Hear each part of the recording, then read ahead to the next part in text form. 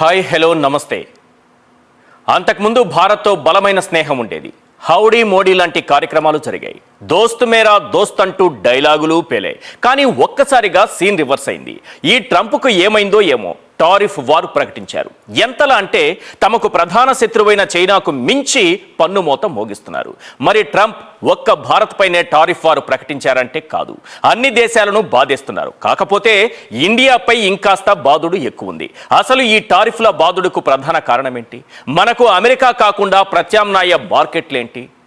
తమ వ్యవసాయ ఉత్పత్తుల దిగుమతులకు భారత్ గేట్లు తెరవాలని అమెరికా కోరుకుంటోందా? అలా చేస్తే మన రైతులు తీవ్రంగా నష్టపోతారా? అమెరికా టారిఫ్ వార్ తీవ్రమైన సమయంలో చైనాకు దగ్గరవ్వడం కరెక్టేనా? ఈ ప్రశ్నలతో పాటు ప్రధానంగా వినిపిస్తున్నటువంటి ప్రశ్నలేంటో ఒక్కసారి స్క్రీన్ పైన చూద్దాం. దానిపైన ప్రొఫెసర్ కె నాగేశ్వర్ గారి విశ్లేషణ తీసుకుందాం. రైట్. క్వశ్చన్ నెంబర్ 1, భారత్పై 50% టారిఫ్ల వెనుక అసలు రీజన్ ఏంటి? భారత్ నుంచి ట్రంప్ ఏం కోరుకుంటున్నారు? క్వశ్చన్ నెంబర్ 2, రష్యా నుంచి భారత్ చమురు కొనుగోలు చేయటమే ట్రంప్ ఆగ్రహానికి కారణమా? మరి చైనా, యూరోపియన్ యూనియన్ సంగతేంటి? క్వశ్చన్ నెంబర్ 3, భారత్ పాక్ యుద్ధాన్ని ఆపేశానన్న క్రెడిట్ మనం ట్రంప్కు ఇవ్వకపోవడం కూడా ఈ టారిఫ్ వారకు ఓ కారణమా? క్వశ్చన్ నెంబర్ 4, ప్రధాని మోడీ జిన్పింగ్ను కలవడం ట్రంప్ జీర్ణించుకోలేకపోతున్నారా? భారత్, చైనా, రష్యా ఏకమైతే అమెరికా పరిస్థితి ఏంటి? క్వశ్చన్ నెంబర్ 5, ఇటు చైనా అటు అమెరికాకు పాకిస్తాన్తో బలమైన బంధం ఉంది. అలాంటప్పుడు చైనాను మనం ఎంతవరకు నమ్మొచ్చు? క్వశ్చన్ నెంబర్ 6, ట్రంప్ విధానాలు ఇలానే కొనసాగితే అమెరికాలో ఉండే భారతీయులు ఎలాంటి ఇబ్బందులు ఎదుర్కోబోతున్నారు? క్వశ్చన్ నెంబర్ 7, అమెరికా టారిఫ్ వార్తో జరిగే నష్టం నుంచి బయటపడటానికి భారత్ ముందున్నటువంటి ప్రత్యామ్నాయ మార్గాలేంటి? ఈ అంశాలన్నింటిపైన మనతో మాట్లాడడానికి ప్రొఫెసర్ కె నాగేశ్వర్ గారు ఉన్నారు. నమస్కారం సార్. నమస్తే సార్. భారత్పై ట్రంప్ విధానం ఒక్కసారిగా ఎందుకు మారిపోయింది? ఈ టారిఫ్ల గోల లేదంటే టారిఫ్ల యుద్ధం ఏంటిది? ఒకటి, ట్రంప్ ఏంటంటే ఒకటి నమ్ముతున్నాడు, టారిఫ్ల వల్ల అమెరికాకు లాభమని, ప్రపంచమంతా అమెరికాను ఉపయోగించుకుందని, అమెరికాకు వస్తువులు ఎగుమతులు చేసి వాళ్ళు లాభపడ్డారు. దాంతో అమెరికా పరిశ్రమలు దెబ్బతిన్నాయి. అందువల్లనే ఈ దేశాలకు అమెరికాతో వాణిజ్యంలో ట్రేడ్ డెఫిసిట్ ఉంది. ట్రేడ్ డెఫిసిట్ అంటే ఎక్స్పోర్ట్స్ ఎక్కువ చేసి ఇంపోర్ట్స్ తక్కువ చేసుకుంటే అది మనకు అది ట్రేడ్ సర్ప్లస్ అవుతుంది. ఇంపోర్ట్స్ ఎక్కువ చేసుకుని ఎక్స్పోర్ట్ తక్కువ చేస్తే ట్రేడ్ డెఫిసిట్ అవుతుంది. ఇప్పుడు అమెరికాకు భారతదేశం ఎక్స్పోర్ట్ చేసేది ఎక్కువ, ఇంపోర్ట్ చేసుకునేది తక్కువ. అందుకే మనకు అనుకూలంగా ట్రేడ్ ఉంది. సో ట్రంప్ నమ్మకం ఏంటంటే ప్రపంచ దేశాలు ఇలా అమెరికాను వాడుకుంటున్నాయనేది ట్రంప్ నమ్మకం. అయితే అది కేవలం వాణిజ్య లోటు అనే ఆధారంగానే ఉంటే మీరు ఇంట్రొడక్షన్లో చెప్పినట్లు ప్రపంచంలో అన్ని దేశాలపైన వేస్తున్నాడు. మనకన్నా ఎక్కువ వాణిజ్య లోటు ఉన్న దేశాలపై మనకన్నా తక్కువ ఉంది. ఉదాహరణకు చైనాతో పోలిస్తే ఇండియా విషయంలో అమెరికాకున్న వాణిజ్య లోటు చాలా తక్కువ. కంపారిటివ్లీ చైనాతో చాలా ఎక్కువ వాణిజ్య లోటు ఉంది. అయినా చైనా పైన 30%, మన పైన 50% విధించారు. అది ఇంప్లిమెంట్ చేశారా సార్? సో అది ఆగస్ట్ 27 నుంచి ఇంప్లిమెంట్ అయింది. 50% కూడా ఆగస్ట్ 25 నుంచి ఇంప్లిమెంట్ అయింది. అది 30% మీద చైనాలో అమల్లో ఉంది. సో అది కూడా 90 days కొన్ని విషయాల్లో కన్సెషన్లు ఇచ్చాడు. 90 days వాయిదా కూడా వేశాడు. దాన్ని కూడా ఆ 30% కూడా అంటే అఫీషియల్ గా ఆన్ పేపర్ అమల్లో ఉంటది, కానీ ఇంప్లిమెంటేషన్ లో ఉండదు. సో ఇది మీకు BBC సర్వేలో 194 కంట్రీస్ సర్వే చేస్తే 98 కంట్రీ 98 దేశాల పైన 10% వేసాడు. దాన్ని బేసిక్ ఇంపోర్ట్ డ్యూటీ అంటాడు, బేసిక్ డ్యూటీ. సో ఇది 98 కంట్రీస్ పైన వేసాడు. విచిత్రం ఏంటంటే అమెరికాతో నెగ్లిజిబుల్ ట్రేడ్ జరిపే దేశాలపై కూడా పట్టించాడు. ఆస్ట్రేలియాకు చెందిన 2 ఐలాండ్స్, ఒక ఐలాండ్ లేదా మనుషులు కూడా ఉండరు, దానిపై కూడా విధించాడు. అందువల్ల మీకు ఇష్టం వచ్చినట్టుగా 98 కంట్రీస్ పైన, ఇక 67 దేశాల పైన 15% టారిఫ్ ఉంటుంది. ఇంకో 10% దేశాల పైన 18 to 20% ఉంది. ఒక 17 కంట్రీస్ పైన మాత్రమే 20% కన్నా ఎబో ఉంది. అందులో హైయెస్ట్ గా భారతదేశం పైన, బ్రెజిల్ పైన, ఈ 2 దేశాల పైన 50% ఉంది. సో ఇందులో రీజన్స్ అంటే ట్రంప్ లాజిక్ ఇప్పుడు నాకు లెక్క ఉంది, నాకు తిక్కుంది, ఆ తిక్కకు లెక్క ఉంది అని సినిమా డైలాగ్ ఉంది. ఇక్కడైతే లెక్క లేదు, తిక్క లేదు, తిక్కే తప్ప లెక్క లేదు. ఎందుకంటే బ్రెజిల్ ది చూస్తే బ్రెజిల్ పైన 50% ఎందుకు విధించాడు? బ్రెజిల్ ప్రెసిడెంట్ లూలా డిసిల్వా మాజీ అధ్యక్షులు ట్రంప్ ఫ్రెండ్ అయిన బోల్సినారో పైన కేసు నడుస్తుంది. సో అందువల్ల ఆ కేసు నడుస్తున్నందుకు నిరసనగా 50% ట్రంప్ విధించాడు. మరి మనకి భారత్ పైన ఎందుకు అంత కోపం సార్? అదే ఇప్పుడు భారత్ పైన కోపానికి అఫీషియల్ గా చెప్తున్నది రష్యా నుంచి ఆయిల్ దిగుమతి చేసుకుంటున్నారని. ఇది కరెక్ట్ రీజన్ గా ఏమైనా కనిపిస్తుంది? అది ఎటువంటి కరెక్ట్ రీజన్ కాదు. ఎందుకంటే మీకు రష్యా అసలు మొదలు ఫస్ట్ పాయింట్ మనకు అర్థం కావాల్సింది, ఇండియా నుంచి అమెరికా ఎంత ఇంపోర్ట్ చేసుకుంటుంది అది కూడా నెగ్లిజిబులే. అమెరికన్ ఇంపోర్ట్స్ లో ఇండియా వాటా 2.7%. హార్డ్లీ మనం ఒక $100 అమెరికా దిగుమతి చేసుకుంటే అందులో $2.7 ఇండియా నుంచి. అదేదో ఇండియాకి ఏదో భారీగా కోల్పోతున్నామన్నట్లు అమెరికా మాట్లాడుతున్నాడు ట్రంప్. మీకు రష్యా నుంచి కొంటున్న చమురు మనకన్నా చైనా ఎక్కువ కొంటుంది, మనకన్నా యూరోపియన్ యూనియన్ ఎక్కువ కొంటుంది. ఆ మాటకొస్తే ట్రంప్ కూడా ట్రేడ్ జరుపుతున్న రష్యాతో. ఇటీవల అలాస్కాలో మీటింగ్ జరిగినప్పుడు పుట్టినే చెప్పాడు, ఇవాళ ట్రంప్ వచ్చాక అమెరికా రష్యాల వాణిజ్యం 20% పెరిగింది. సో ఆ రష్యాతో ట్రంప్ ట్రేడ్ జరుపుతాడు, అమెరికా ట్రేడ్ జరుపుతుంది, యూరోపియన్ యూనియన్ జరుపుతుంది, చైనా జరుపుతుంది. ఇండియా జరిపితే మాత్రం అది అభ్యంతరకరం అంటున్నాడు. ఒక ఆయిల్ ట్రేడే కాదు, ఈవెన్ డిఫెన్స్ ట్రేడ్ కూడా అంటున్నాడు. అసలు కొంతమంది ఆర్గ్యుమెంటు ఇది నోబెల్ బహుమతికి భారతదేశం ప్రతిపాదించలేదు గనక కోపం వచ్చింది అంటున్నారు. I don't think that is a full fledged answer. దానికి ప్రధానం ఏంటంటే భారత్తో ఒక ట్రేడ్ డీల్ కుదుర్చుకోదలుచుకున్నాడు ట్రంప్. సో ఆ ట్రేడ్ డీల్ పైన గత 7 monthsగా డిస్కషన్స్ నడుస్తున్నాయి. అమెరికాకు దాదాపు చాలా దేశాలు ట్రంప్ షరతులకు తలవంచి ఒప్పందాలు చేసుకుంటున్నాయి. ఉదాహరణకు మీకు యూరోపియన్ యూనియన్ ఒప్పందం చేసుకుంది, బ్రిటన్ ఒప్పందం చేసుకుంది, ఇండోనేషియా చేసుకుంది, మీకు జపాన్ చేసుకుంది, వియత్నాం చేసుకుంది. ఇలా చాలా దేశాలు ఒప్పందాలు చేసుకుంటున్నాయి. సో భారత్ ఇంకా ఒప్పందం చేసుకోలేదు, బ్రెజిల్ ఒప్పందం చేసుకోలేదు, చైనా ఒప్పందం చేసుకోలేదు. అందువల్ల భారత్ను టార్గెట్ చేసి బెదిరించి అదిరించి తాను ఒప్పందానికి సంతకం పెట్టించాలి. ఒప్పందం పైన సంతకం పెట్టించి ఇండియన్ మార్కెట్లోకి పెద్ద ఎత్తున అమెరికా వస్తువుల్ని ఎలో చేయాలి. ఆ ట్రేడ్ డీల్ కొరకు, అంటే తనకు అనుకూల ట్రేడ్ డీల్ కొరకు భారత్ పైన రకరకాల కారణాల చేత ఈ ఒత్తిడి తెస్తున్నాడు. సో ఇది ట్రంప్ ఇంట్రెస్ట్లు, అమెరికా ఇంట్రెస్ట్లే మినహా ఇందులో ఎక్కడా లాజిక్ లేదు, హేతుబద్ధత లేదు. ఇది మనం చాలాసార్లు క్లియర్గా స్పష్టం చేశాం కూడా.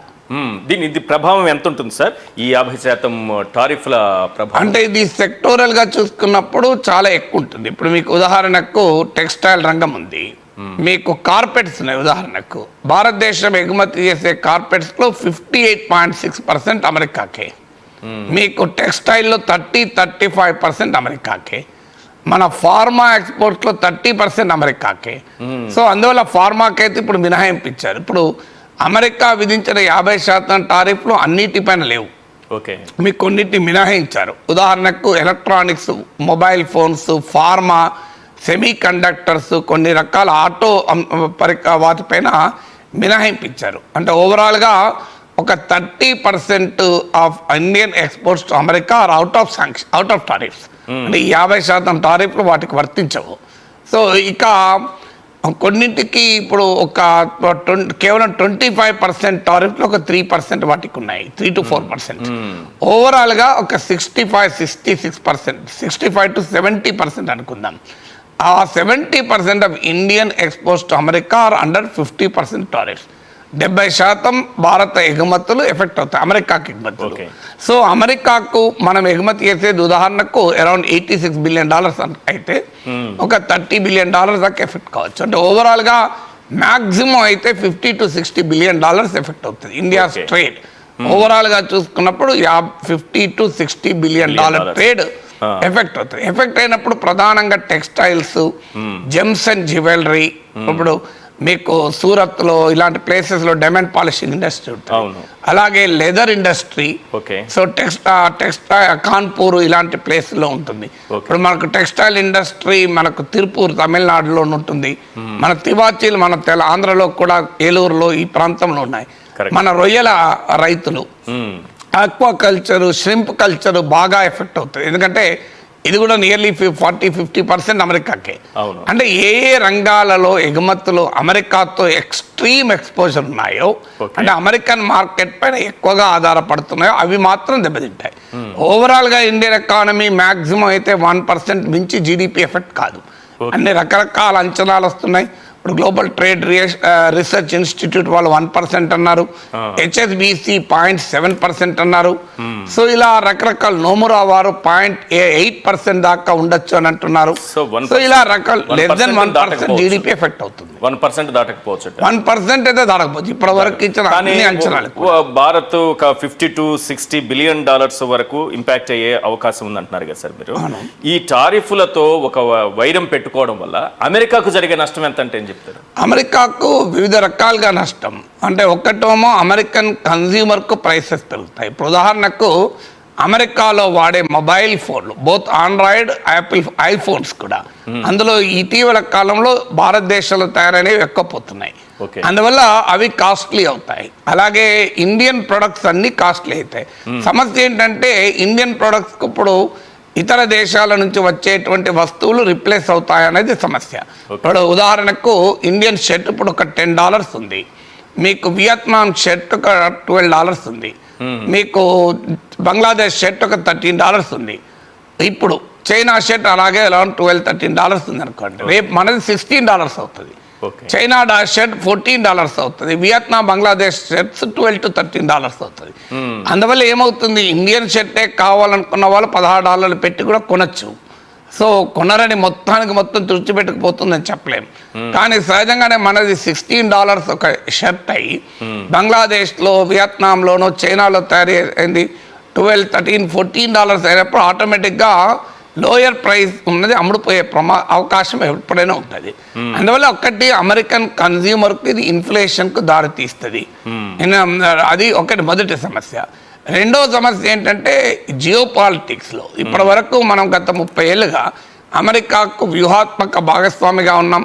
ముఖ్యంగా ఇండో పసిఫిక్ ప్రాంతం అంటారు ఈ ప్రాంతాన్ని. మన ఇండియా, చైనా, జపాన్ ఈ ప్రాంతం అంతా కలిపితే ఇండో పసిఫిక్ అంటారు. గతంలో ఏషియా పసిఫిక్ అనేది అమెరికానే దాని పేరు మార్చి ఇండియాకు ప్రాధాన్యత ఇస్తున్నామని ఇండో పసిఫిక్ అన్నది. ఈ ఇండో పసిఫిక్ ప్రాంతంలో చైనా ఇన్ఫ్లుయెన్స్ చాలా బలంగా ఉంది. చైనా ఇన్ఫ్లుయెన్స్ను కౌంటర్ చేయాలంటే అమెరికాకి ఇండియా అవసరం. అందుకే క్వాడ్ అనే కూటమి కూడా పెట్టింది, America, Japan, India and Australia కలిపి. సో ఇప్పుడు ఈ ట్రంప్ అనుసరిస్తున్న విధానాల వల్ల ఇన్ని జియో పాలిటిక్స్లో మీకు మార్పు వస్తుంది. ఇప్పుడు అందుకే మీకు 7 years తర్వాత ప్రధానమంత్రి మోడీ చైనా వెళ్తున్నాడు. సో ఇవాళ పత్రికల్లో మనం చూడండి, భారత చైనా స్నేహం ఆ ప్రపంచ సుస్థిరతకు మూలము అని చెప్పి మోడీ అన్నాడు. నిన్నటి దాకా నమస్తే ట్రంప్, బాయ్కాట్ చైనా, ఇది మన నినాదం, బీజేపీ పరివార నినాదము, ప్రభుత్వ నినాదం, బాయ్కాట్ చైనా. ఎందుకంటే మీరు గమనించే ఆ రోజుల్లో మీకు గల్వాన్ వ్యాలీ ఇన్సిడెంట్ తర్వాత ఈ సోషల్ మీడియా దేశభక్తులు అందరూ తమ చెడిపోయిన చైనా టీవీలను బాల్కన్లకి వెళ్ళి పడేసి దేశభక్తిని చాటుకున్నారు. సో బాయ్కాట్ చైనా అని. సో టిక్ టాక్ను మనం బ్యాన్ చేసాం, చైనా యాప్లను నిషేధించాం. మామూలుగా దేశభక్తి పరవళ్ళు తొక్కి ప్రవహించింది కదా.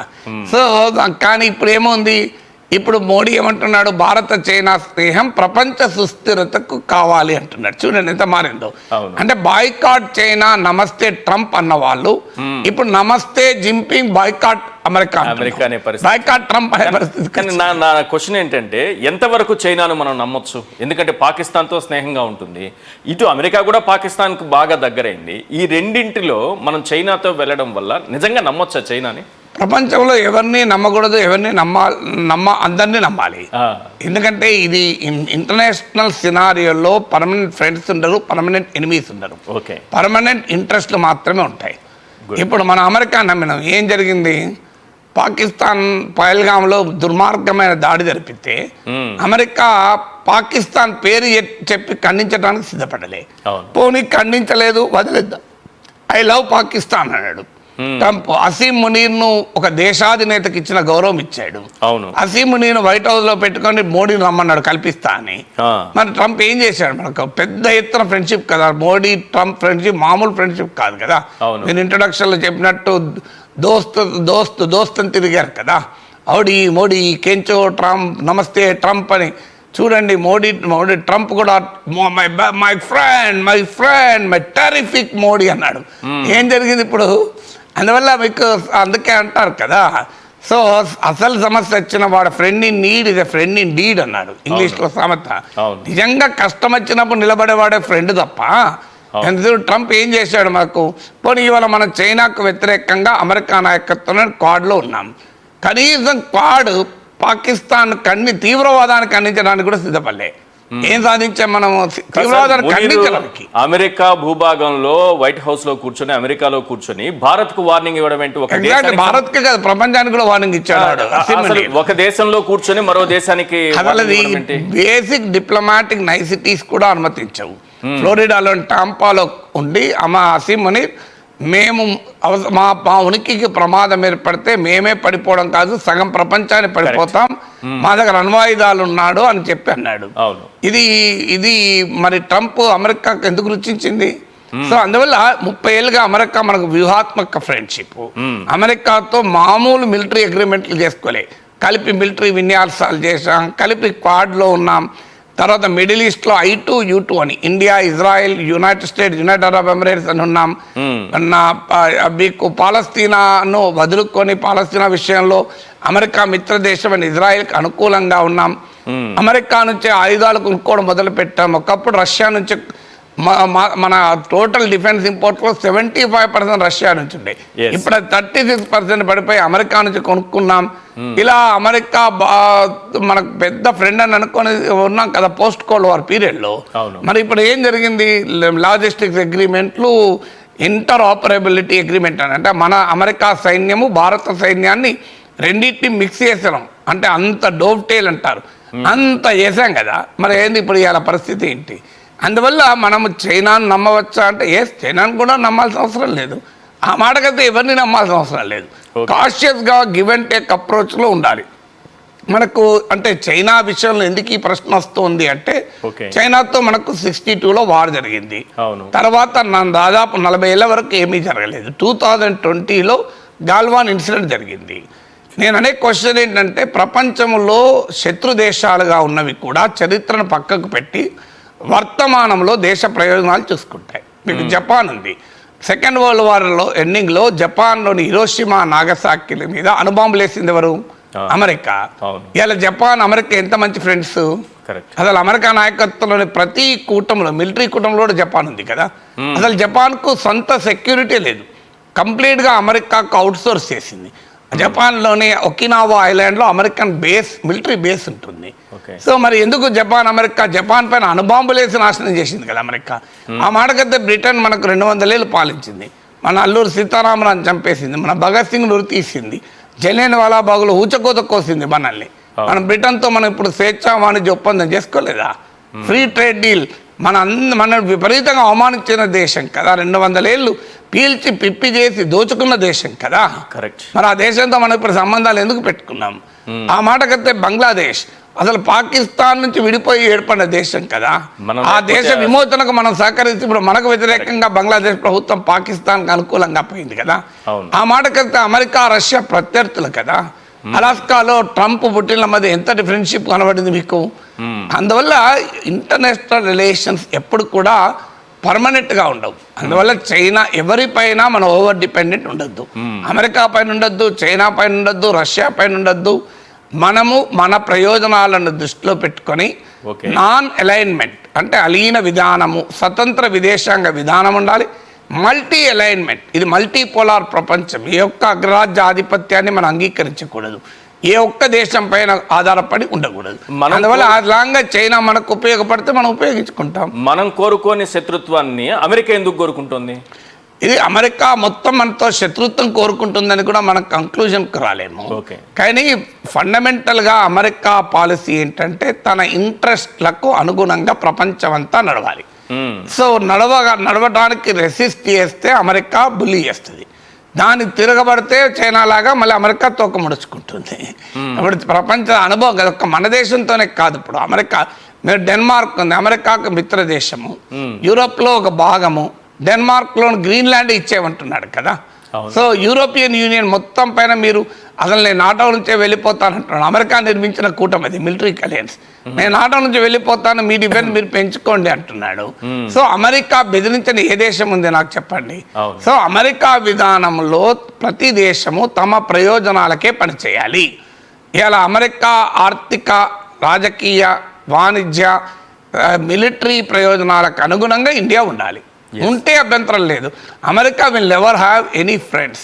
అమెరికా అంటే మనం అమెరికా సమాజం గురించి కాదు మాట్లాడేది. అమెరికా సమాజం గొప్ప సమాజం, దాంట్లో ఏం డిస్ప్యూట్ లేదు. అమెరికా ప్రభుత్వం గురించి మాట్లాడుతున్నాం, అమెరికా రాజ్య వ్యవస్థ గురించి మాట్లాడుతున్నాం.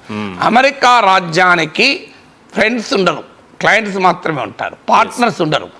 There is no partner for America, there is only one client, customer మాత్రమే ఉంటారు. దానితో డిస్ట్రిబ్యూటర్లు, రిటైలర్లు ఉంటారు కానీ పార్ట్నర్లు ఉండరు. సో అమెరికన్కు క్లయింట్గా పనిచేస్తామంటే అభ్యంతరం లేదు. ఇప్పుడు పాకిస్తాన్ ఉంది, అమెరికాతో క్లయింట్గా ఉంటుంది. చూడండి పాకిస్తానే, అటు మీరే మొదట్లో చెప్పిన అమెరికాతో ఉంటుంది, అది చైనాతో ఉంటుంది. మరి అభ్యంతరం లేదా పాకిస్తాన్ విషయంలో? అందువల్ల భారతదేశం ఎప్పుడు కూడా ఒకటి తన స్ట్రెంగ్త్ మీద తాను నమ్ముకోవాలి, ఇంకో దేశాన్ని నమ్ముకొని ఎప్పుడు విదేశాంగ విధానం ఉండకూడదు. ఇప్పుడు ఉక్రెయిన్ గత ఏం పట్టింది, అమెరికాను, యూరోప్ నమ్ముకొని రష్యా లాంటి పెద్ద దేశంతో యుద్ధానికి దిగింది. ఇలా పరిస్థితి ఏంది, 20% భూభాగాన్ని కోల్పోయింది, $100 కోట్ల ఆస్తి నష్టం జరిగింది, ప్రాణ నష్టం జరిగింది. ఇప్పుడు ఆ భూభాగాన్ని శాశ్వతంగా వదులుకొని రష్యాతో ఒప్పందం చేసుకోవాల్సి వస్తుంది. అంటే రష్యా ఉక్రెయిన్ యుద్ధం మోడీ యుద్ధం అన్నట్టుగా అమెరికా మంత్రి ఎవరో మాట్లాడినట్టున్నారు. ఏంటి మాటలు? సార్ పీటర్ నవారో అని ఇది అమెరికా వైట్ హౌస్లో ట్రంప్ అడ్వైజర్. ఓకే, ఆయన ఫైనాన్షియల్ టైమ్స్ రాసిన వ్యాసంలో ఈ వ్యాఖ్య చేశాడు. సో మోడీ యుద్ధం ఎలా అవుతుంది, మనం ఏం చేస్తున్నాం, అదే వీళ్ళకి అర్థం కావాల్సింది ఏంటంటే రష్యా ఉక్రెయిన్ పైన వార్ చేస్తుంది. ఈ వార్కి ఇండియా కారణం కాదు. ఈ వార్ ఎందుకు వచ్చింది, అమెరికా నాయకత్వంలో NATO, north Atlantic treaty organisation అనే మిలిటరీ కూటమి పోస్ట్ కోల్డ్ వార్ సోవియట్ అంతర్ధానం తర్వాత తూర్పు వైపుగా మేము ఎక్స్పాండ్ కాము అని అష్యూరెన్స్ ఇచ్చింది రష్యాకు. ఇందుకు భిన్నంగా తూర్పు యూరప్ దేశాలను కలుపుకుంటూ రష్యా పొలిమేరల్ లాగా వచ్చింది. ఇక ఉక్రెయిన్ కూడా కలుపుకున్నా ఉన్నప్పుడు రష్యా బిగ్ వార్నింగ్ ఇచ్చి యుద్ధం మొదలుపెట్టాడు. ఇది నేను చెప్పేదే కాదు, ట్రంప్ కూడా చెప్పాడు. ట్రంపే కూడా అన్నది ఏంటి, సో ఎవడైనా తన ప్రత్యర్థుల బలగాలు పొలిమేరల్లో ఉంటే ఊరుకుంటాడా, పుట్టింది తప్పేముంది, యుద్ధం మొదలుపెట్టింది ఉక్రెయిన్ అని చెప్పి ఉక్రెయిన్ తప్పట్టాడు ట్రంప్. సో అందువల్ల ఇండియాకు సంబంధం లేదు, ఏమైనా సంబంధం ఉంటే నాటోకు ఉండాలి, ఉక్రెయిన్కు ఉండాలి. సో తర్వాత ఈ యుద్ధాన్ని ఫైనాన్స్ చేస్తున్నది ఎవరు, ఉక్రెయిన్కు ఆయుధాలు ఇచ్చి 10%, 15% కమిషన్ పొందుతున్నది అమెరికన్ మిలిటరీ ఇండస్ట్రీ. మనమేం ఉక్రెయిన్కి ఆయుధాలు ఇవ్వలే, రష్యాకి ఆయుధాలు ఇవ్వలే. ఇకపోతే రష్యాతో మన రిలేషన్స్ 2022లో మొదలు కాలే. 2022లో ఉక్రెయిన్ వార్ మొదలు అయింది, అంతకన్నా ముందు మనకు రష్యాతో రిలేషన్స్ లేవా? సోవియట్ కాలం నుంచి మనకు రష్యా మిత్రదేశము, రష్యాతో రిలేషన్స్ ఉన్నాయి. ఒక దశలో అయితే 75% మన defence imports are from Russia. ఇప్పుడు 36% పడిపోయింది. అందువల్ల రష్యాతో మనం ఉక్రెయిన్ యుద్ధానికి ముందు ఫ్రెండ్స్, ఇప్పుడు కూడా ఫ్రెండ్స్, ఇండియా రష్యా. సో అక్కడ మన సంబంధం లేదు. పోనీ మనం ఏమైనా రష్యా వార్ ఆన్ ఉక్రెయిన్ సమర్థించామా? మనం ఎక్కడా సమర్థించలేదు. This is not an era of war అన్నాము. అఫ్ కోర్స్ మనం రష్యా పైన అమెరికా విధించిన ఆంక్షలు కూడా సమర్థించలేదు. మనం ఎక్కడ మన గడ్డ పైన జరుగుతున్న వార్ కాదు, ఇది యూరోప్ గడ్డ పైన యూరోప్ సృష్టించుకున్న, అమెరికా సృష్టించుకున్న యుద్ధము. దానికి మనకేం సంబంధం, మోడీ యుద్ధం ఎలా అవుతుంది? అయితే వాదన ఏంటంటే మీరు ఆయిల్ దిగుమతి చేసుకొని ఈ యుద్ధానికి కావలసిన డబ్బును సమకూరుస్తున్నారు రష్యాకు అని అంటారు. సో మన పైన శాంక్షన్స్ విధిస్తే రష్యా ఉక్రెయిన్ యుద్ధం ఆపుతుంది, ఇది లాజిక్. కానీ అసలు రష్యా పైన శాంక్షన్ విధిస్తే రాగలేదు కదా. ఇప్పుడు రష్యా పైన 20,000 నుంచి 30,000 శాంక్షన్స్ విధించారు. రష్యాకు చెందిన foreign exchange reserves $350 billion America freeze చేయించింది. మీకు రష్యా రబుల్ అవుతుందని చెప్పి బైడెన్ మాట్లాడాడు. అది గులకరాళ్ళ లాగా మారిపోతుందని. విచిత్రం ఏంటంటే ఇవన్నీ పుటిన్ ఐసోలేట్ అవుతాడు అని చెప్పారు. పుటిన్కు వ్యతిరేకంగా తిరుగుబాటు వస్తుందని చెప్పారు. ఏం జరిగింది? ఇవేవీ జరగలేదు కదా. ఇవేవీ జరగకపోగా పుటిన్ డిసెంబర్లో ఇండియాకి వస్తున్నాడు, చైనాలో ఉన్నాడు ఇప్పుడు. So Putin has expanded. North కొరియాకు చెందిన 10,000 మంది సోల్జర్స్ వెళ్ళి రష్యాతో పోరాడారు. ఇరాన్ డ్రోన్లు పంపించింది. యునైటెడ్ అరబ్ ఎమిరేట్స్, అమెరికా మిత్ర దేశమైన యుఏఈ రాజు ఇటీవల రష్యాలో పర్యటించారు. సో ఆఖరికి ట్రంపే పుటిన్కు కరచాలం ఇచ్చి ఎర్ర తివాచి రెడ్ కార్పెట్ పలిచి అలాస్కాలో వెల్కమ్ చెప్పారు. మరి ఎక్కడెక్కయ్యారు మీరు? ఇప్పుడు అమెరికా 20,000 శాంక్షన్స్ పెడితేనే యుద్ధం ఆగలే. ఇండియా పైన శాంక్షన్ పెడితే యుద్ధం అవుతుందా? ఏమైనా లాజిక్ ఉందా? ఇప్పుడు ఇండియా కొనదు అనుకుందాం లాజికల్లీ. రష్యా ఆయిల్ ట్రేడ్ ఆగిపోతుందా? చైనాకు ఉంటుంది. ఇప్పుడు ఉదాహరణకు ఇరాన్ ఉంది. ఇరాన్ నుంచి ఒకప్పుడు భారతదేశం మొత్తం ఆయిల్ ఇంపోర్ట్స్లో 10 to 12% ఇరాన్ నుంచి ఉండేది. కానీ అమెరికా ఎప్పుడైతే ట్రంప్ ఫస్ట్ టర్మ్లో ఇండియాతో ఇరాన్తో న్యూక్లియర్ డీల్ క్యాన్సిల్ చేసుకొని ఇరాన్ పైన ఆంక్షలు పెట్టడంతోనే ఇండియా ఆయిల్ ఇంపోర్ట్ పూర్తిగా తగ్గించింది. మరి ఇరాన్ ఆయిల్ ఎక్స్పోర్ట్ అయిపోయినాయా? ఆ ఆయిల్ అంతా చైనాకు ఉంటుంది. అలాగే వెనుజులా పైన ఆంక్షలు పెట్టింది. వెనుజులా నుంచి ఇండియా ఆయిల్ కొనడం దాదాపు మానేసింది. ఏమన్నా వెనుజులా ఆయిల్ ట్రేడ్ ఆగిపోయిందా? అంటే ఇరాన్, వెనుజులా లాంటి చిన్న దేశాలే ఇండియా కొనకపోయినా ఆయిల్ అమ్ముకుంటున్నాయి. ఇక రష్యా అమ్ముకోలేదా? ఇప్పుడు రష్యా ఇక ఇంకొక ముఖ్యమైన, అసలు రష్యాతో ట్రేడ్ చేస్తున్నది ఇండియా ఒక్కటేనా? ఇప్పుడు రష్యా నుంచి అత్యధికంగా ఆయిల్ కొంటున్న దేశం ఇండియా కాదు, చైనా. సో మీకు రష్యాలో అమ్ముతున్న ఆయిల్ ఎక్స్పోర్ట్, క్రూడ్ ఆయిల్ ఎక్స్పోర్ట్స్లో 47% చైనా కొంటే 38% ఇండియా కొంటుంది. పోనీ రష్యా నుంచి అత్యధికంగా గ్యాస్ కొంటున్న దేశం ఇండియానా? కాదు, యూరోపియన్ యూనియన్. 51% యూరోపియన్ యూనియన్ కొంటుంది. రష్యన్ గ్యాస్ ఎక్స్పోర్ట్స్లో 51% మీకు లిక్విఫైడ్ నేచురల్ గ్యాస్ LNGలో. రష్యా పైప్డ్ గ్యాస్ ఎక్స్పోర్ట్స్లో ఇండియా కొంటుందా? నథింగ్. 30% చైనా కొంటుంది. రష్యా CNG ఎక్స్పోర్ట్స్లో 22% చైనా కొంటుంది. అసలు రష్యానే కాదు, అమెరికా ఆంక్షలను ధిక్కరించి ఇరాన్ నుంచి కూడా కొంటోంది. మరి మీరు చైనాని ఒక్క మాట ఎందుకు అనలేరు? అసలు యూరోపియన్ యూనియన్ ఎందుకు కొంటోంది? ఈవెన్ టుడే యూరోపియన్ యూనియన్ కొంటోంది కదా. యూరోప్ యొక్క గ్యాస్ నీడ్స్లో 19% రష్యానే మీట్ చేస్తుంది ఈవెన్ టుడే. పోనీ ట్రేడ్, అమెరికా ట్రేడ్ ఆపిందా రష్యాతోని? రష్యాతో ఇటీవల పుటిన్ చెప్పాడు ఓపెన్గానే 20% పెరిగింది ట్రంప్ వచ్చాక US రష్యా ట్రేడ్. అలాస్కాలో ఉక్రెయిన్ యుద్ధం ఆపుతామని కలిసామని చెప్పి ఏం మాట్లాడుకున్న ట్రంప్ పుటిన్లు? రష్యాలో అమెరికా ఇన్వెస్ట్మెంట్ పెంచడము. ఎగ్జాన్ మొబిల్ అమెరికన్ కంపెనీ రష్యాలో పెట్టుబడులు పెట్టడం, రష్యా సకాలిన్ చమురు క్షేత్రంలో పెట్టుబడి పెట్టడంపై మాట్లాడుకున్నారు. రష్యా నుంచి ఐస్ బ్రేకర్లు అమెరికా నుంచి రష్యా నుంచి ఐస్ బ్రేకర్లు అమెరికా కొనడానికి మాట్లాడుకున్నారు. ఆఖరికి ఎనర్జీ ఎక్విప్మెంట్ అమెరికా నుంచి రష్యా కొనడానికి మాట్లాడుకున్నారు. మీరు చేస్తున్న ట్రేడ్ ఇదేంది వ్యవహారం? సో అమెరికా రష్యా నుంచి ఫెర్టిలైజర్స్ కొంటోంది. మీకు యురేనియం ఎగ్జాఫ్లోరైడ్ న్యూక్లియర్ ఇండస్ట్రీలో వాడే మెటీరియల్స్ కొంటోంది. అలాగే ఈ ఎలక్ట్రిక్ వెహికల్ ఇండస్ట్రీ, EV ఇండస్ట్రీలో వాడే పెల్లాడియం కొంటోంది.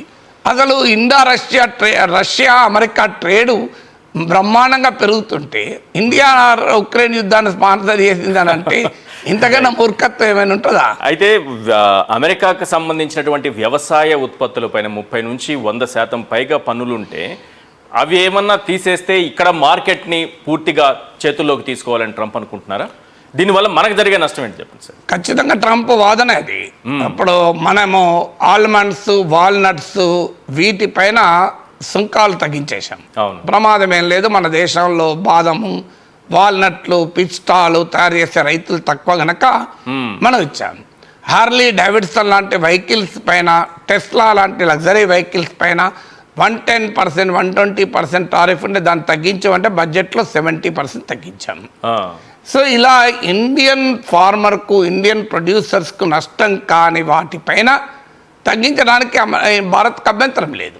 చెయ్యాలి కూడా. ఎందుకంటే ఎప్పుడైనా ట్రేడ్ డీల్ అనేది గివ్ అండ్ టేక్ ఉంటుంది. సో ట్రేడ్ డీల్ ఏకపక్షంగా ఎప్పుడూ ఉండదు. సో అమెరికాకు ఇండియాకు మధ్య ఎగ్రీ కావాల్సిన వాటిలో ఎగ్రీ కావచ్చు, తప్పేమీ లేదు. ఆఖరికి అమెరికా నుంచి డిఫెన్స్ ఎక్విప్మెంట్ కూడా కొంటాము అని ఆ అగ్రిమెంట్కి వచ్చాం. ఎందుకంటే ఈ రష్యా పైన మనం ఇంకా ఎక్కువగా 36% of India's defence imports are still from Russia. ఈ ఓవర్ డిపెండెన్స్ ఎప్పుడైనా మంచిది కాదు కనుక మనం డైవర్సిఫై చేసుకుంటాం, డిఫెన్స్ ఈక్విప్మెంట్ కొనడానికి ముందుకు వచ్చాం.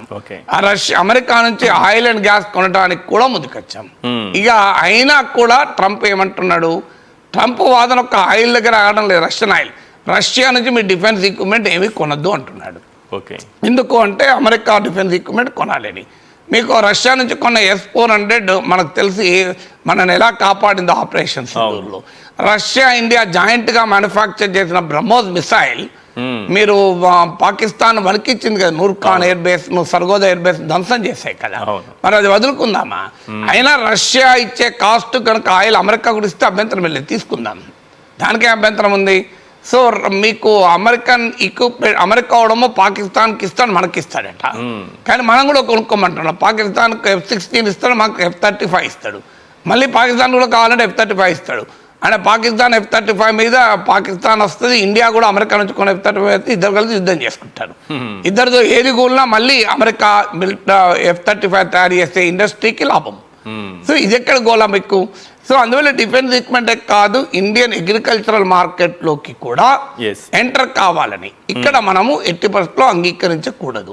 ఆల్రెడీ అన్ఫార్చునేట్లీ కొంత మోడీ ప్రభుత్వం కూడా రాజీ పడడం మొదలుపెట్టింది. ఉదాహరణకు ఆగస్టు 15న ప్రైమ్ మినిస్టర్ ఏమన్నాడు, నేను రైతులు, చిన్న ఉత్పత్తిదారులు, మా మత్స్యకారులు, పాల ఉత్పత్తిదారుల ప్రయోజనాలకు దెబ్బతినే ఏ ఒప్పందము చేసుకోను, ఏ చర్య తీసుకోను అన్నాడు. నేను గోడలాగా నిలబడతా అన్నాడు. ఇది ఆగస్టు 15 అన్నాడు.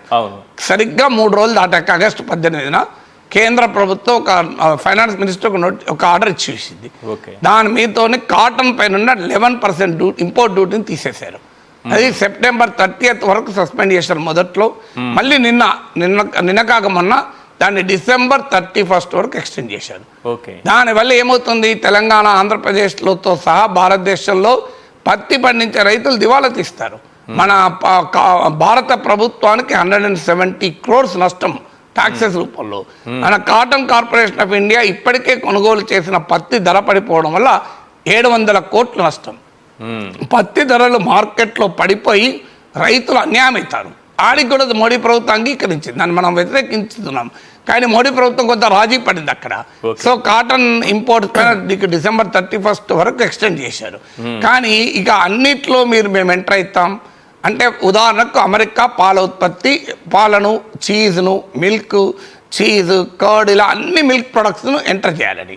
అప్పుడు ఏం జరుగుతుంది, మనకు ఇండియాలో జరగబోయే ప్రమాదం ఏంటంటే, భారతదేశంలో పశువులు పోషించే పశుపాలకులు అమెరికా డైరీ ఫార్మర్స్తో పోటీ పడలేరు.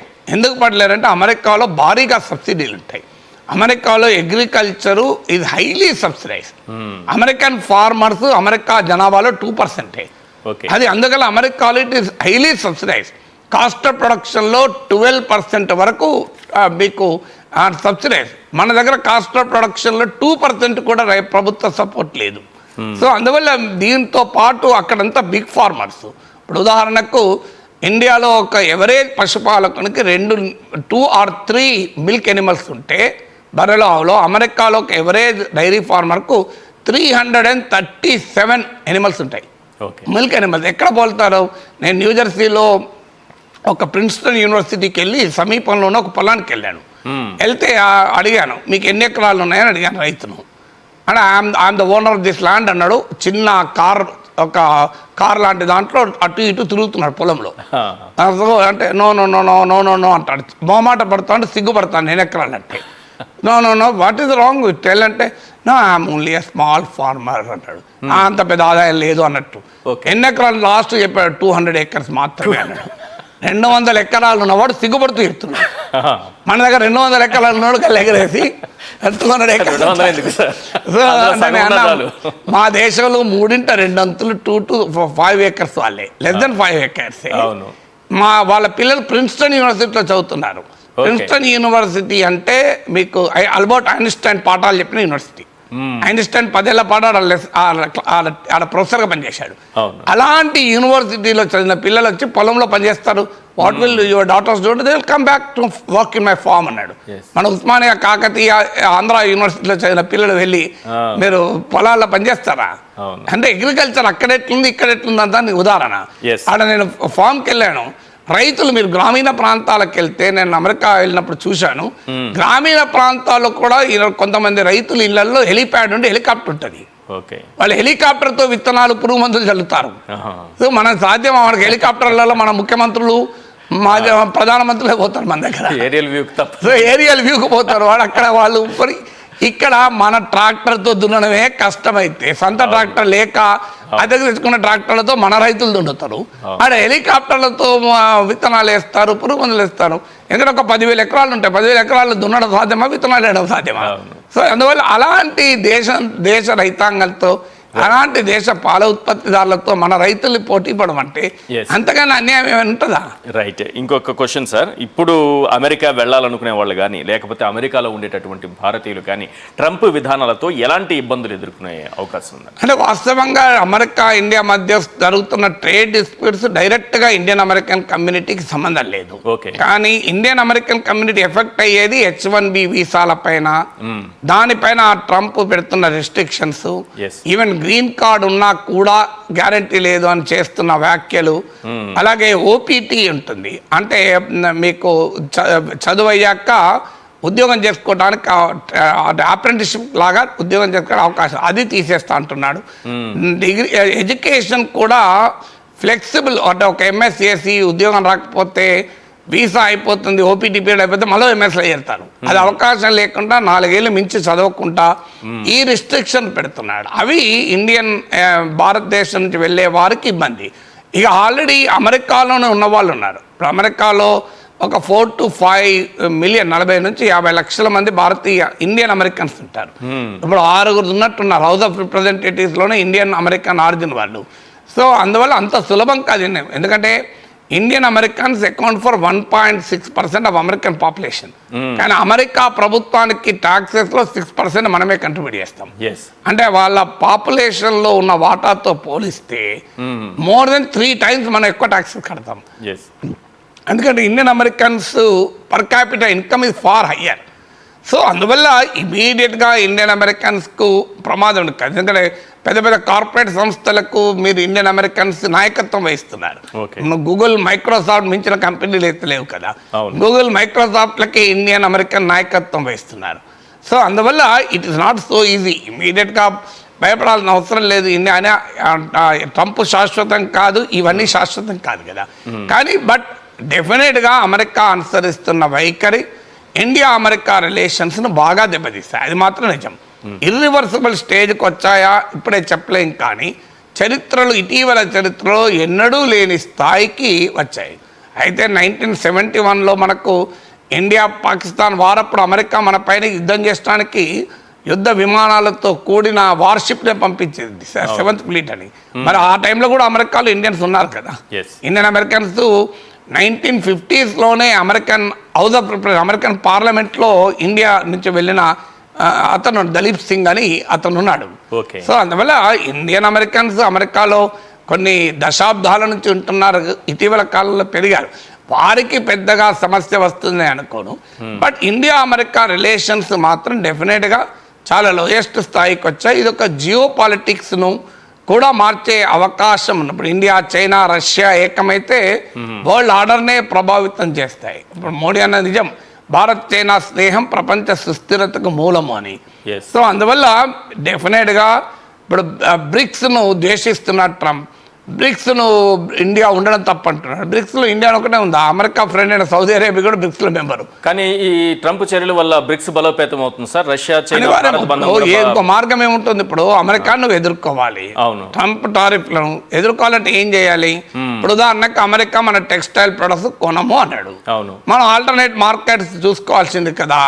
వెంటనే ఏమన్నాడు రష్యా వాడు, మీ దుస్తులు మేము కొంటామని ముందుకొచ్చాడు. సో మనము వాడు కాకపోతే వాడు రాక తప్పదు కదా.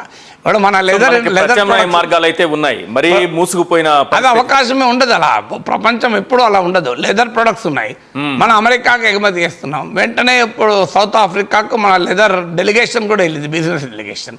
ఇప్పుడు ఇండియా చైనా మధ్య కూడా మనము ట్రేడ్ మళ్ళీ పెంచుకోవడానికి ప్రయత్నం చేస్తున్నాం. ఆల్రెడీ ఇప్పుడు యూరియా కొరత ఎదుర్కొంటున్నాం, ఎందుకంటే చైనా వాడు మనకు యూరియా ఎక్స్పోర్ట్ పైన రిస్ట్రిక్షన్లు పెట్టాడు.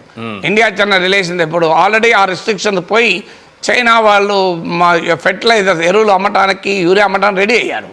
సో అందువల్ల మనకు రేర్ ఎర్త్ మ్యాగ్నెట్స్ అని ఉంటాయి, మీకు మోస్ట్ మోడర్న్ సఫిస్టికేటెడ్ ఇండస్ట్రీలు అన్నింటిలో వాడతారు. ఆ రేర్ ఎర్త్ మ్యాగ్నెట్స్ ఇండియాకు ఆంక్షలు పెట్టింది చైనా. ఇప్పుడు దాన్ని మళ్ళీ రిలీజ్ చేస్తుంది, ఇండియాకు అమ్మటానికి రెడీ అయ్యారు. సో అందువల్ల మీకు ఆటోమేటిక్గా ఒక దేశము శత్రు మిత్రుడు అంటాడే కదా. సో ఆటోమేటిక్గా ఇప్పుడు అమెరికా ఈ రకంగా వ్యవహరిస్తుంది అంటే ఇంకోటితో ముందుకు వస్తాడు. అందువల్ల ఇప్పుడు అమెరికాను ఎదిరించి నిలబడుతున్న దేశాలు బ్రెజిల్ కూడా నిలబడుతోంది, చైనా నిలబడుతోంది. ఆ మాటకొస్తే అమెరికన్ అలైస్ కూడా ప్రశ్నిస్తున్నాయి కదా. అఫ్ కోర్స్ ఇండియా పైన అటాక్ చేయడం వల్ల అమెరికాకు లాభం ఏంటి అనేది ఎవరికి అర్థం కాదు, చైనాకు లాభం. విచిత్రం ఏంటంటే ఇండియా పైన టారిఫ్లు ఎక్కువ పెడితే లాభపడే దేశాల్లో చైనా ముందుంటుంది. China, Vietnam, Pakistan, Bangladesh, Kenya, Indonesia, Guatemala, Mexico, ఈ దేశాలు లాభపడతాయి. వియత్నాం, ఇందులో ఇంపార్టెంట్ కంట్రీ చైనా. అమెరికా విచిత్రం చూడండి, అమెరికాకు ఇండియా స్ట్రాటజిక్ అలై, వ్యూహాత్మక మిత్రదేశం. చైనా వ్యూహాత్మక ప్రత్యర్థి, ఒక రకంగా శత్రు దేశం. అన్ని రంగాల్లో అమెరికాకు పోటీ. కానీ ఇండియా పైన టారిఫ్లు విధించి చైనాకు లాభపడతాడు. సో చైనా పైన 30% అంటే ఇండియా పైన 50%. ఇండియా పైన వెంటనే అమలు అయితే అట చైనాకు 90 days పీరియడ్ ఇస్తున్నాడట. సో ఇండియా కన్నా ఎక్కువ ట్రేడ్ డెఫిసిట్ చైనాతో ఉంది. విచిత్రం ఏంటంటే కారణం ఏంటంటే మళ్ళీ అమెరికన్ ఇంట్రెస్ట్ అక్కడ. ఎందుకంటే చైనా $450 billion వర్త్ గూడ్స్ అమెరికాకి ఎవ్రీ ఇయర్ ఎక్స్పోర్ట్ చేస్తుంది, అంటే $45,000 కోట్ల. అమెరికన్ మార్కెట్లో మేడ్ ఇన్ చైనా వస్తువులు చాలా చాలా ఎక్కువ. అందువల్ల ఇవాళ కనుక చైనా పైన ఆంక్షలు పెడితే అమెరికాలో హాలిడే సీజన్ రాబోతుంది. ఎందుకంటే మీకు డిసెంబరు, జనవరి వరకు వాళ్ళకి హాలిడే సీజన్ ఉంటుంది, అంటే న్యూ ఇయర్ ఇవన్నీ వస్తాయి, క్రిస్మస్. అందువల్ల ఈ హాలిడే సీజన్ డిసెంబర్ నుంచి ఉంటుంది కనుక ఒక 2-3 నెలల ముందు నుంచే అమెరికన్ ట్రేడర్స్ స్టాక్ పెట్టుకుంటారు. సో అందువల్ల ఇప్పుడు కనుక చైనా పైన టారిఫ్లు విధిస్తే అమెరికాలో కన్జ్యూమర్కు విపరీతంగా ప్రైసెస్ పెరుగుతాయి. ఇప్పుడు ఆల్రెడీ ఇన్ఫ్లేషన్ అమెరికాలో భారీగా ఉంది. ట్రంప్ ప్రామిస్ చేసింది ద్రవ్యోల్బణం తగ్గిస్తాను, ఇప్పుడు ధరలోమో ట్రంప్ అక్కడ పెరుగుతున్నాయి. రేపు మిడ్ టర్మ్ ఎలక్షన్స్ ఉన్నాయి అమెరికన్ పార్లమెంట్కు. ఆ మిడ్ టర్మ్ ఎలక్షన్స్లో ట్రంప్ రిపబ్లికన్ పార్టీని దెబ్బతీసేలా కూడా కనబడుతున్నాయి. సో అందువల్ల ట్రంప్ రేటింగ్స్ గణనీయంగా పడిపోయాయి. డాలర్ వాల్యూ నియర్లీ 10% పడిపోయింది ఈ 8 monthsలో. సో అందువల్ల అమెరికన్ స్టాక్ మార్కెట్ దెబ్బతింటున్నాయి. అందువల్ల అమెరికన్ ఇంట్రెస్ట్ల కొరకు చైనా ముట్టుకుంటలేడు. అది ఇండియా వాళ్ళకు కూడా రేపు అదే పరిస్థితి వస్తుంది. మనకు ఈ మొత్తం ఇంటర్నేషనల్ ఆర్డర్ని రీషేప్ చేసేటువంటి అవకాశం ఉంటుంది ట్రంప్ టారిఫ్ ఇలాగే కొనసాగితే. రైట్, థ్యాంక్ యూ సార్ మీ విశ్లేషణ అందించినందుకు.